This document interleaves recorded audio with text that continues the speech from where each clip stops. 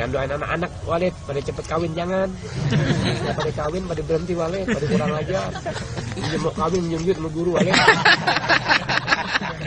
Nah, ini orang-orang separuh setan Walid. Walid kan tahu emang Walid kan tukang ngatain Awi setan. Awi udah kayak setan deh. Awi kok pakai pakaian kayak Jibril. Walid ngomelin Awi dulu begitu, rambut gondrong pantas mending.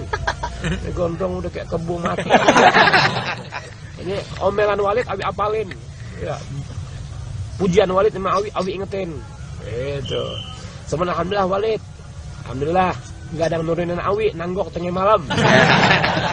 Ini bisa kemarin Walid boleh nanggok juga Walid nih. Mobil Awi udah banyak. Sebelum masih utang.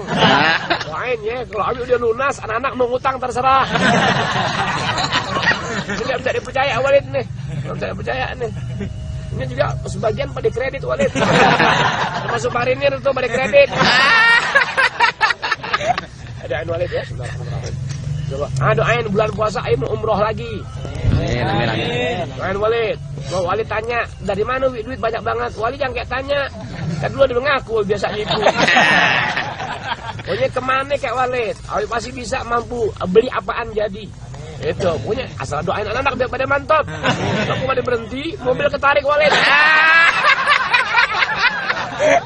Oh iya, biarin. قلوبنا واكشف لنا كروبنا آمين رب العالمين يا لطيفا لم يزل الطف بنا فيما نزل إنك لطيف لم تزل الطف بنا والمسلمين ثم الصلاة والسلام على النبي خير الأنام وآله غر الكرام وصحبه والتابعين يا لطيفا لم يزل الطف بنا فيما نزل إنك لطيف لم تزل الطف بنا والمسلمين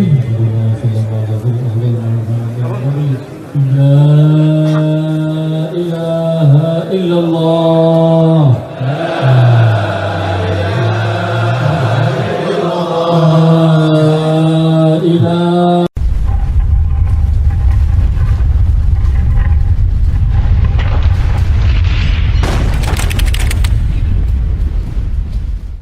Aisyah radhiyallahu taala anha dan demikian juga Abdullah bin Abbas radhiyallahu taala anhuma meriwayatkan menjelang detik-detik wafatnya Rasulullah sallallahu alaihi wasallam beliau menutup wajah beliau dengan kain. Kemudian tiba-tiba beliau membukanya. Kemudian beliau bersabda dalam keadaan seperti itu. Manakala sakaratul maut sedang mendatangi beliau. Beliau bersabda la'natullahi 'alal yahudi wan nasara ittakhadhu qubur anbiya'ihim masajid. Laknat Allah bagi Yahudi dan Nasrani. Gara-gara apa? Gara-gara mereka menjadikan kuburan nabi-nabi mereka sebagai tempat ibadah, sebagai masjid. Nabi bersabda seperti itu untuk mentahdir, memberikan peringatan agar umat beliau tidak mengikuti jejak Yahudi dan Nasrani dalam masalah ini. Hadis ini sahih diriwayatkan oleh Imam Al-Bukhari dan Imam Muslim. Dalam hadis ini Rasulullah SAW mengabarkan tentang laknat Allah atau doa beliau bagi Yahudi dan Nasrani untuk turunnya laknat kepada mereka gara-gara mereka menjadikan kuburan nabi-nabi mereka sebagai tempat ibadah. Itu baru sebatas menjadikan kuburan nabi-nabi mereka sebagai tempat ibadah.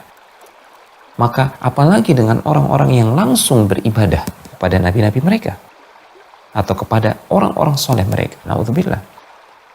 Jika hanya menjadikan masjidnya saja didoakan laknat oleh Rasulullah SAW, maka apalagi orang yang langsung beribadah kepada nabi mereka yang sudah dikuburkan di situ, atau kepada orang-orang soleh yang derajatnya jauh lebih rendah dibandingkan para nabi dan rasul.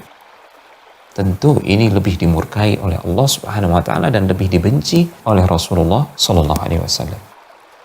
Dan dalam riwayat Aisyah disebutkan kalau bukan karena alasan itu, niscaya kuburan beliau akan ditampakkan. Artinya beliau tidak akan dikuburkan secara tertutup di kamar Aisyah. Karena khawatir, para sahabat khawatir apa yang diancamkan oleh Rasulullah SAW. Apa yang tidak diinginkan oleh Rasulullah SAW bisa saja terjadi. Jika kuburan Nabi ditampakkan, khawatirnya kuburan Nabi nanti akan dijadikan tempat ibadah dan itu menyalahi petunjuk Rasulullah SAW. Di samping alasan yang lain, bahwasanya setiap nabi dia dikuburkan di tempat dia diwafatkan oleh Allah Subhanahu wa taala, dan kebetulan Rasulullah SAW beliau wafat di kamar Aisyah radhiyallahu taala anha. Kita katakan semua masjid yang ada kuburannya selain Masjid Nabawi, maka di antara dua kemungkinan. Kemungkinan yang pertama, masjid itu didirikan karena kuburan. Artinya suatu masjid didirikan di atas kuburan atau pekarangan kuburan karena kuburan tersebut. Karena kehormatan kuburan tersebut misalkan. Kemungkinan yang kedua, kuburan dijadikan karena suatu masjid. Orang tertentu, orang yang dimuliakan misalkan wafat, kemudian dia diberikan keistimewaan khusus, dikuburkan di dalam masjid. Namun masjid Rasulullah SAW tidak demikian. Pada awal mulanya, kuburan Rasulullah SAW jelas berada di kamar Aisyah, dan kamar Aisyah terpisah dengan masjid Rasulullah. Bukan bagian dari masjid Rasulullah SAW. Sehingga manakala terjadi perluasan tersebut bukan karena kuburan Rasulullah SAW.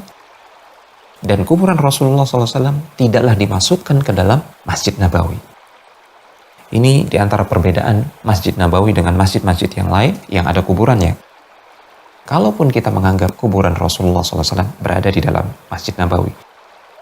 Namun pendapat yang benar dalam hal ini adalah kuburan Rasulullah SAW bukanlah bagian dari Masjid Nabawi.